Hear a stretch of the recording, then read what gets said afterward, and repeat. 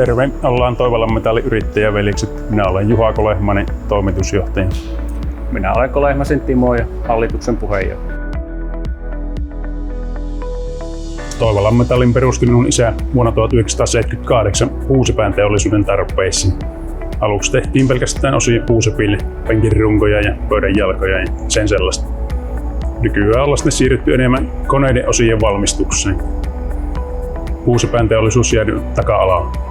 Tämän hetken suurimmat asiakkaat tulee puolustusvälineteollisuudesta ja koneiden valmistajista, ja hydraulikkaputket on myös iso osa meidän tuotantoa. Ennen muina ostettiin laserileikkeet ulkoa ja alettiin kyllästyä siihen, kun joka päivä sai tilata aina laserileikkeitä. Päätettiin hankkia oma kone. Meillä on levyleikkeiden hiomakone Time Saveri, 2 särmäyspuristinta ja mekaaninen levyleikkuri. Nämä on särmäyspuristimia. Lisäksi meillä on siis putken taivutuskoneita, CNC-koneita. Meillä kaikki isot päätökset tehdään saunaillassa veljen kanssa. Luotettiin vanhaan tuttuun Vossiin.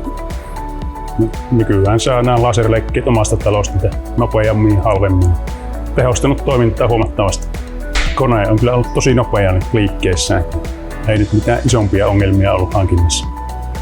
Kone on toiminut hyvin, ei valittamista. Todella nopea. Nopeus ja tarpeeksi tehoa meidän hommiin.